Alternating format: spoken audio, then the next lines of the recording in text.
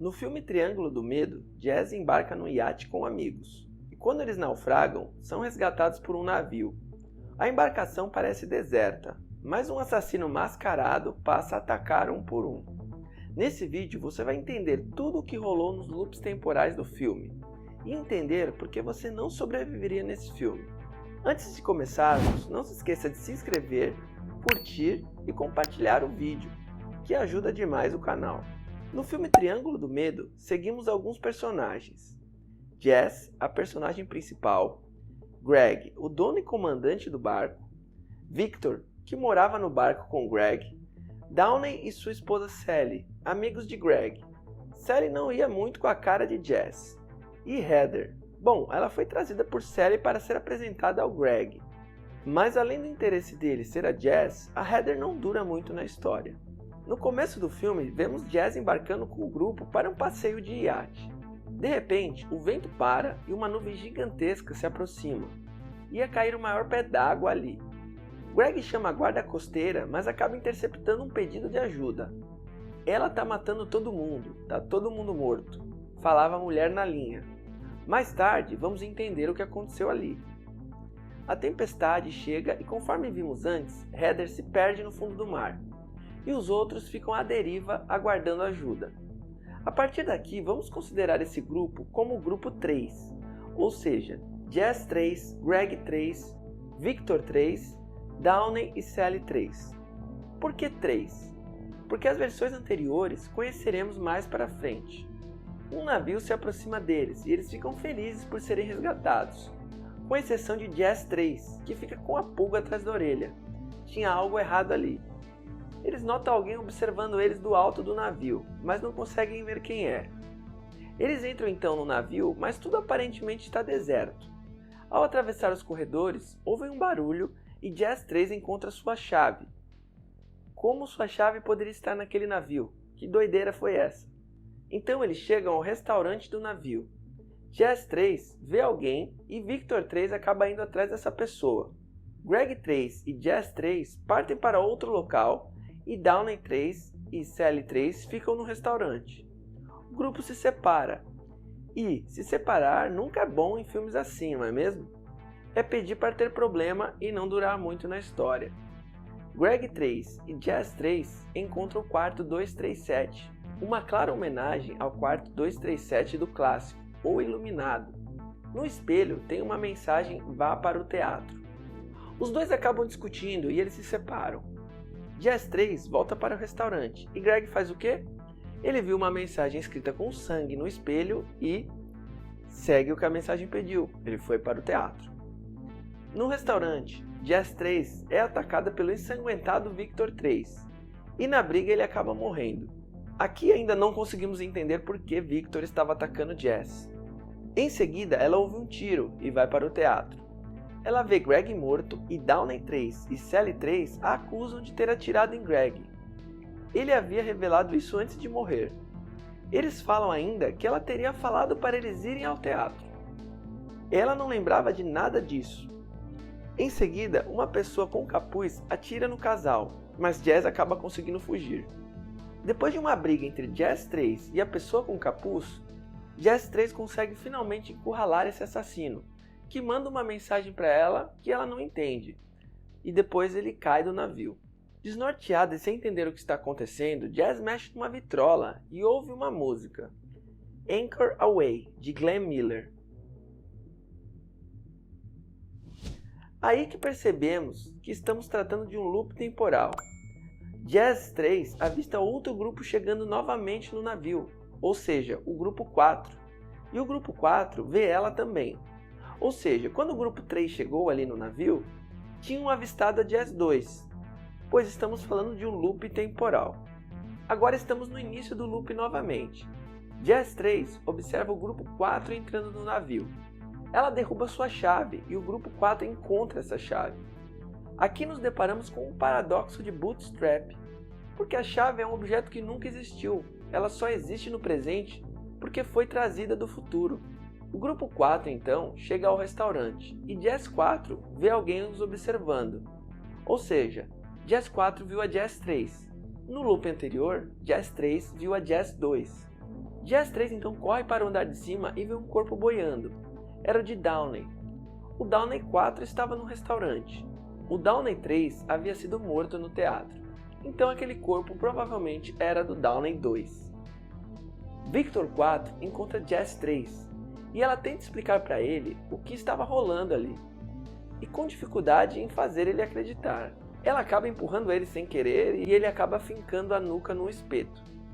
Isso explica porque Victor 3 acusou Jazz 3 anteriormente de tentar matá-lo, mas foi provavelmente a Jazz 2 que fez isso anteriormente. Jazz 3 foge e percebe que a pessoa com o capuz, que estava atirando em todo mundo, era uma versão dela mesma. A versão com a qual ela lutou e derrubou do navio era a Jazz 1. A Jazz 2 ainda estava no navio e vai aparecer logo mais. Então Jazz 3 pensa em tentar salvar o grupo 4, uma vez que o grupo 3, o seu grupo, já havia ido para o saco. Ou melhor, para o fundo do mar. Acredito que as Jazz anteriores estavam jogando os corpos de Victor e Downey no mar. Senão veríamos vários corpos deles empilhados nos locais que morriam. Concorda? Comenta aí embaixo. Jazz 3 então vê que Greg 4 já tinha morrido. Mas ela consegue atirar no mascarado, que na verdade era Jazz 2. Jazz 3 parte então para salvar Victor 4, mas ele já havia sido jogado para fora do navio, provavelmente por Jazz 2. Jazz 2 leva Downey 4 e Sally 4 ao quarto 237, fingindo que era Jazz 3, e dá cabo dos dois ali. Na verdade, Sally 4 fica gravemente ferida e consegue fugir, mandando aquela mensagem que ouvimos no início do filme. A mensagem que Greg 3 havia recebido no barco dele. Provavelmente o Greg 5 recebeu essa mensagem. Consideramos que estamos num loop temporal. Sally 4 vai para os andares de cima do navio e vemos uma pilha de Sallys que haviam sido golpeadas no estômago. Esse loop já havia rodado dezenas de vezes. Jazz 3 chega para ajudá-la, mas não tinha mais tempo e Sally 4 morreu. Ao olhar de cima, ela vê duas Jesses brigando. Era Jazz 4 contra Jazz 2. Jazz 4 joga a Jazz 2 do barco, da mesma forma que ela tinha jogado a Jazz 1. Aqui percebemos que temos uma correlação dos loops das Jesses, as Jesses 1 e 3 e das Jesses 2 e 4. Jazz 3 também percebe que só quando todos do grupo morrem, um próximo grupo chega ao barco. Jazz então tenta impedir o grupo 5 de embarcar, mas sem sucesso. Então qual era a ideia da cabeça dela? Matar todos do grupo 5 e quando o grupo 6 chegasse, ela ia tentar impedir que eles embarcassem e tentar ir embora com eles. Jazz 3 então fica no navio aguardando os eventos acontecerem, mas uma coisa que ela influencia é ir ao quarto 237 e escrever no espelho, porque isso causaria discussão entre Greg 5 e Jazz 5. Mas uma coisa eu penso com meus botões aqui, por que ela precisaria escrever de novo, se já estava escrito? Quem apagou? Ou foi uma falha de roteiro? Para mim esse é o único ponto de dúvida do filme. Ela também vai ao teatro e esconde o corpo de Greg 4. Jazz 3 vai ao restaurante e fala para Downey 5 e Sally 5 irem ao teatro. A partir daí, Jazz 3 vira o assassino e mata Greg 5, Downey 5 e Sally 5. Como vimos na primeira rodada desses loops temporais, ela persegue Jazz 5. E aqui a posição se inverte. Mesmo já vivendo aquilo, Jazz 3 é vencida por Jazz 5 e é jogada do navio, da mesma forma que ela tinha jogado Jazz 1. Jazz 3 acorda na praia e parte para casa ver seu filho. Ela olha seu filho pela janela, ele se assusta e derruba a tinta. A Jazz que estava na casa briga e acaba agredindo ele por causa disso. A Jazz 3 fica triste porque aquilo foi o que realmente aconteceu no início do dia dela. Jazz 3, então, mata a Jazz que estava na casa, coloca ela no porta-malas do carro e parte com seu filho tentando mudar o seu futuro. Na fuga, Jazz 3 atropela uma gaivota e ao descartá-la na praia, ela descobre uma terrível verdade.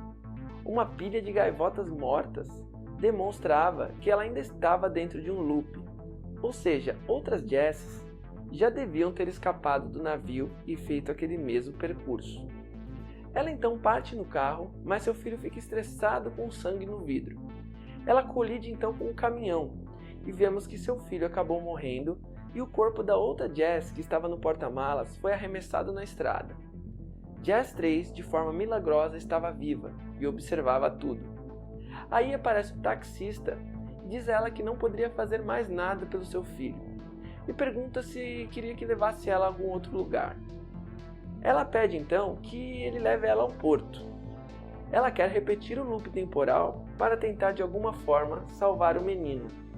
Ao chegar ali na marina, Jess promete voltar ao táxi, mas sabemos que isso não vai acontecer, porque o loop vai ter que recomeçar. Quando ela encontra o pessoal, entendemos por que ela pede desculpa ao Greg. Ela sabia que eles morreriam em breve.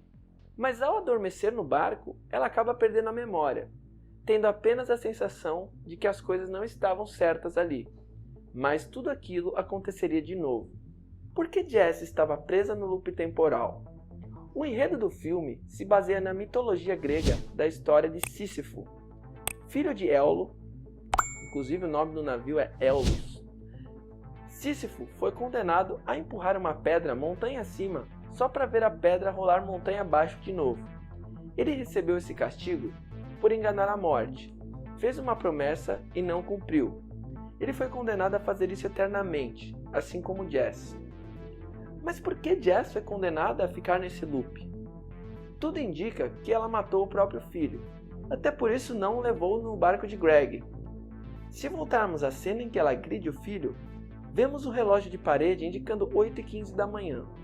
Mais tarde, no navio, vemos que o relógio de Jess e do navio pararam cerca de 8h17, ou seja, alguns minutos depois. Isso pode indicar o possível horário da morte dela. Mas como ela pode ter feito isso? Naquele momento de agressão ao filho, ela pode ter matado ele. E depois disso ter se matado, ou eles morreram num acidente de carro a caminho do encontro com Greg. Eu particularmente acredito mais na primeira opção, dado o horário do relógio e o aparente estado de nervosismo e arrependimento dela. Arrependida, Jess então engana a morte para tentar trazer Tommy de volta, e então é condenada a viver num loop eterno, pelo menos até desistir de salvar o garoto e partir para o além. E por que você não sobreviveria a essa situação? Porque se estivesse na situação de Jess, já estaria morto. Não se esqueça de se inscrever no canal e curtir o vídeo.